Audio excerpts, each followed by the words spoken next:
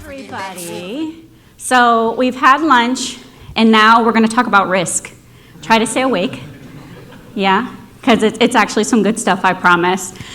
So I'm Jasmine Reynolds. I'm an enterprise customer success manager, onboarding strategist, and someone who has seen firsthand how small onboarding missteps can quietly unravel even the most promising customer relationships.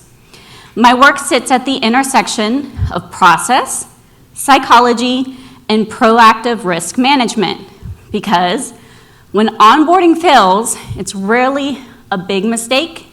It's a series of small, unchecked assumptions that silently compound. Today, we're going to unpack what I call the domino effect, and more importantly, I'm going to show you how to stop it before it starts. Perfect. Okay, so here's our agenda and our time together. We'll define what the domino effect really looks like. I'll show you how risk behaves, and it's more like a web than a straight line. We'll look at 2 real-world examples, some of my missteps in my team. We'll dive into the DIVE methodology that I've created. It's a personal framework. And we'll end with a challenge and a takeaway. Yes, I am going to give you something to go home with and to use with your team.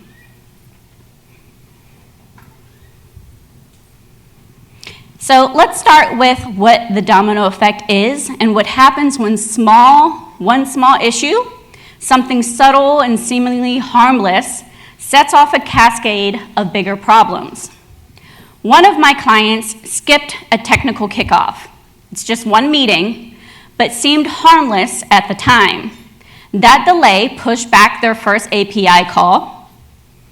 It delayed access, and it delayed reporting, which made their executive ask, are we actually seeing value? And we all know when that question enters the room, you're not just behind, you're backpedaling. The domino effect in onboarding often starts quietly, but if you're not catching that first domino, you're already reacting.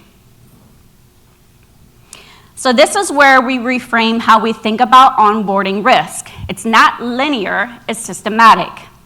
I call it the risk web because in reality, small risks aren't isolated. They are connected. One misalignment call leads to missed scope work, which leads to finger pointing, which leads to delayed decisions. They are all connected. So there's this episode of This Is Us. If anyone watched the show while it aired, love, yes.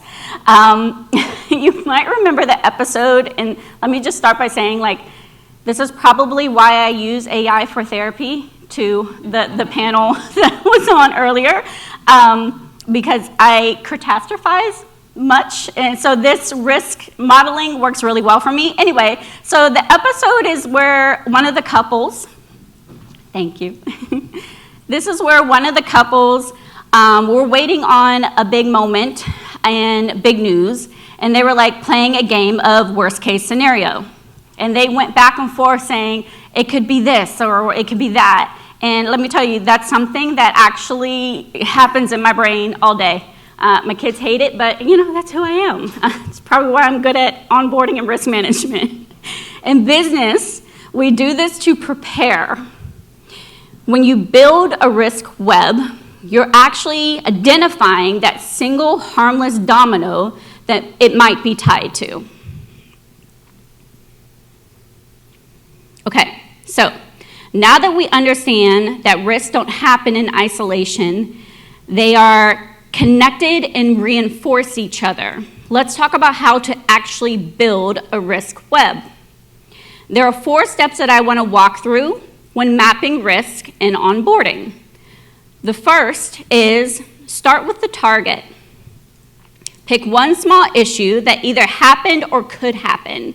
Maybe it's we missed including IT in the kickoff call. That's your first domino.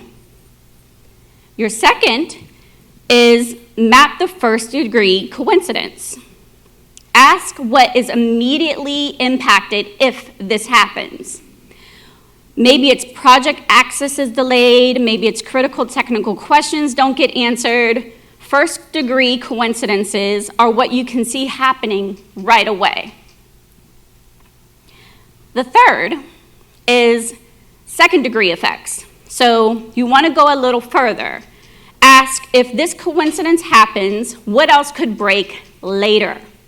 Maybe its recording goes wrong, maybe its executive trust erodes, timeline slips, etc. Second-degree effects show you how one domino can hit multiple parts of a system that you're trying to protect.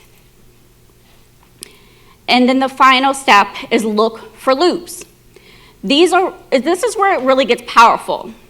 Risks don't always flow in a straight line, they loop back. Maybe the delayed access causes timeline pressure, which reinforces rushed work, which causes missed deliverables, which creates even more access confusion. Loops are where risk compounds and where projects spiral if you're not paying attention. When you map a risk web, you're not just seeing problems, you're seeing systems, which is where the web comes from.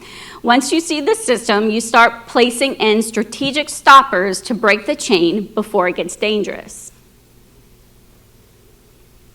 Okay, let's talk about some missed opportunities over the years. And I should have started this conversation by saying this might be a little triggering, so I apologize. Take a couple of deep breaths, because what I'm going to get into you've probably all heard. So, the data mirage. So a quarter ago, I onboarded a customer who assured us that their data was clean and centralized. We all know that really means it's not. They told us, we did the prep work already, we're ready to go. But 2 weeks in, we discovered that centralized for them meant that there's 4 teams manually exporting spreadsheets. Their lead data person is out on leave, and we suddenly don't have an owner, no consistency, and no timeline management. It wasn't a data problem, it was a validation problem. We assumed confidence equaled clarity.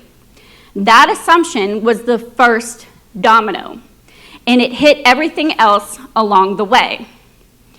The second example that I want to give is the fact that one of my accounts, this is a big finance tech company, and we are implementing something called a Get Metadata Collector, right? And this is a fairly new installer for us, and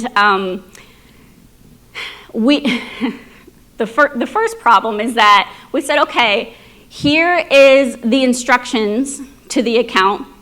Go ahead and follow it. It's very simple, very intuitive. You'll be good. So they take the instructions. They go to do the installer.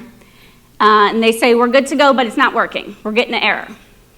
We find out after bringing in other people who are familiar with the Get Metadata Collector that they are air-gapped, which means that they cannot connect to the internet when installing anything. And my team told me, oh, it was in the instructions. Well, clearly that didn't help. So these are things that you want to be starting to listen for. So let's talk about assumptions, because we often have a lot of them on the team. Because usually assumptions are the first domino. It's rarely super obvious. It's, casual conversation. You have to listen for them on your team. It might sound something like, usually finance approves this. In most situations, it's handled by IT. I believe we're aligned, ? I think we've done that already. And my favorite is, it depends. If you've been in CS for a while, you've heard these phrases and maybe said them yourself. But what really happens in those moments is you're assuming clarity instead of confirming truth. This is why I use a tool called reverse stress test. Instead of asking what could go wrong, I ask, what do we think is safe, and have we actually verified it? Because in onboarding, confidence without confirmation is a trap. That's where the dominoes actually hide.